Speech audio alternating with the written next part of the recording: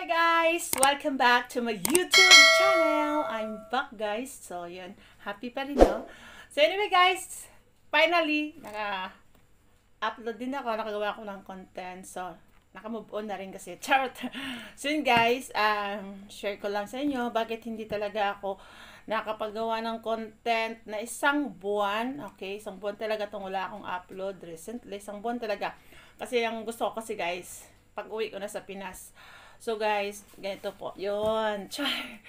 So, ilang araw din ako guys na malungkot kasi nga ganito yun guys. Schedule kasi ng uwi ko dapat this year, nung January. So, inulit ni boss kasi nga siya dati, pinapapili kami kung anong buwan yung uwi. Yung pinili ko guys is January kasi nga na-miss ko na yung mga anak ko.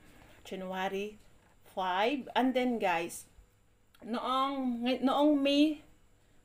May 24, inayos ko na lahat yung documents ko. Okay na, pumunta na ako sa embassy, pinatatakan ko na yung documents ko.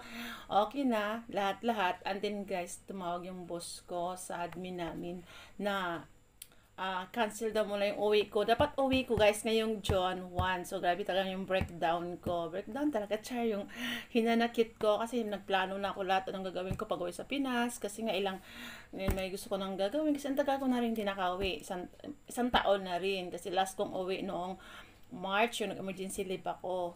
So yun guys, isang taon na rin mahigit. And then nag-cancel ni boss. Kaya ang ginawa ko guys, kasi ang dahilan guys, ba't na-cancel din, na urgent cancel din yung flight ko guys. Kasi yung dalawa kong kasama, pinadala ni boss sa ibang bansa.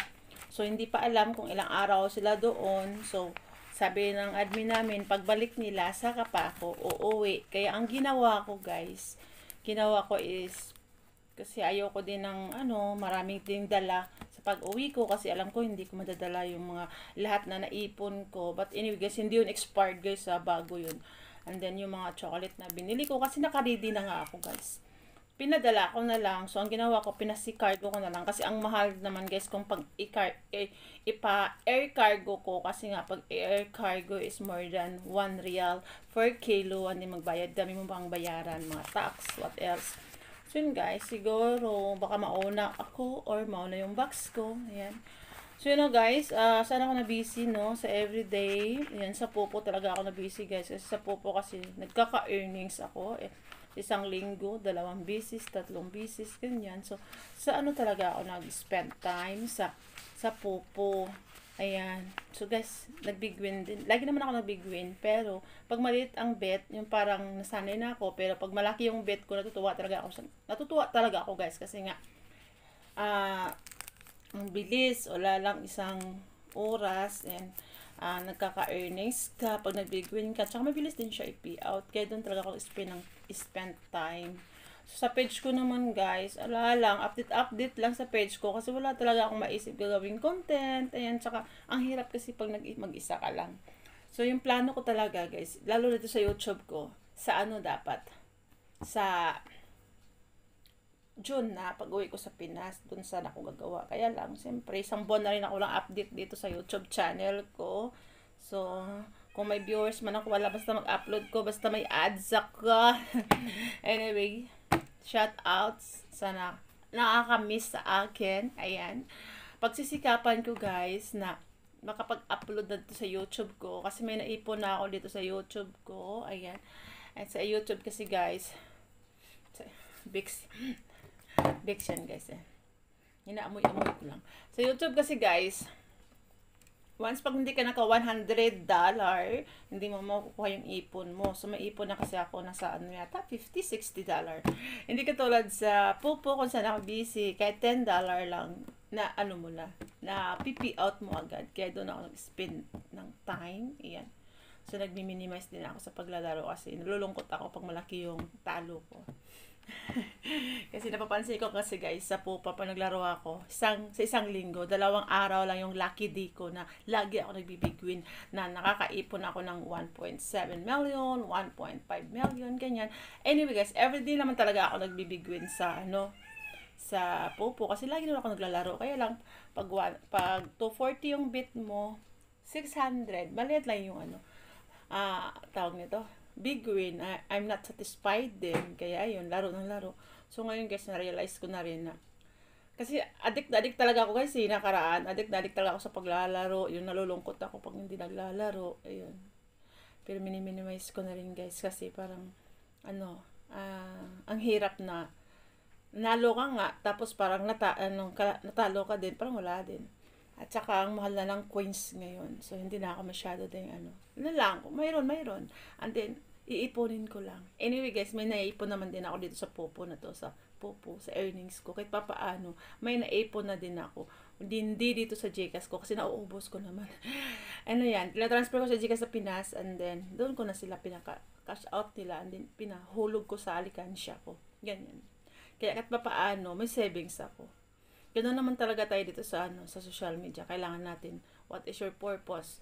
Kung nandiyan ka nag-spend ka ng time, of course, kailangan natin kumita. Kung ako naman guys, kung saan ako mabilis, doon ako. Kaya, natingga yung page ko. Ayan, dati, lagi ako nag-upload doon. Ayan, hindi na. So guys, ano pa ba? Pagsisikapan ko talaga na makapag-upload ako ng sa isang linggo, 2 pieces, gano'n. Lalo na mag-isa ako. So, yun guys, umaga mata dito, nagkapi lang ako. So, ginawa ko ng ibang trabaho ko, yung iba hindi pa. Kasi parang, hawak ko naman yung oras ko. Pero, siyempre, pag daytime, dito talaga ako sa area, guys. Kasi anytime tawag yung admin, may tatanungin. Or, tatawag yung boss namin, may tatanungin. Kaya, lalo na ngayon, mag-isa lang ako dito. Mag-isa lang naman ako dito sa area na to. Dito. Dati, 4 kami dito. Ngayon, so, yun guys. Wala. Hindi na muna ako mag-expect kung kailan uwi ko. Kasi, once na hindi makabalik yung mga kasama ko, hindi ako makauwi. So, anyway, hindi naman silang tagal doon kasi yung visa nila, hindi yun working visa. Kumbaga, parang hiniram lang. Yan ganun. Kasi yung working visa nila, Philippines to Muscat eh. So, siyempre, inayos lang. At saka, gagawa ng paraan yung boss namin makalabas yung mga staff niya. Mayaman yun eh. Kaya yung bayaran. Kaya malalaman din guys kung kailan. So, aantayin ko na lang kung kailan talaga akong at least, kahit pa paano makaipon-ipon ako konti lang. Kaya lang guys, nalungkot talaga ako. Kasi in-expect ko na uuwi ako eh. Ganyan talagang life, lalo pang sa ibang bansa ka. Wala kang magawa. Kondisyon din ang lahat. Lalo pag di bali sa Pilipinas, okay lang sa Pilipinas, hindi ka papasok dito. Hindi pwede. Kasi once pag wala kang isyong ticket, hindi ka makauwi. So yun guys, thank you. Ayan, nakabot na ba ng 8 minutes? So, ang ginagawa ko guys, naglilista pa rin ako yung mga daily dito. Pinagagawa ko sa area. Kasi anytime tatawag yung kapatid ng boss ko. Ayan. Kasama ko pala dito is si Tiger at saka si Tweety lang. Anyway, kung gusto ko naman tumatanaw-tanaw, lalabas ako. Marami naman makikita ang dadaan kasi ng lawak nito guys. Pero dito sa area ko, ako lang. Kasi wala na mga kasama ko. Sana 1 week lang sila doon para this June makauwi ako. Sa birthday ng anak ko at sa birthday ko. So yun na guys, sumaba talaga ako. Sige, ito na yung time na papayat ako, mag-workout. Ayan guys, dito ko na inang video. Ayan, abangan nyo lang yung next live talaga, hindi ako makapag-live. Next upload ko, ayan, update lang tong ginagawa ko guys, para naman yung YouTube channel ko. So yun guys, thank you for watching.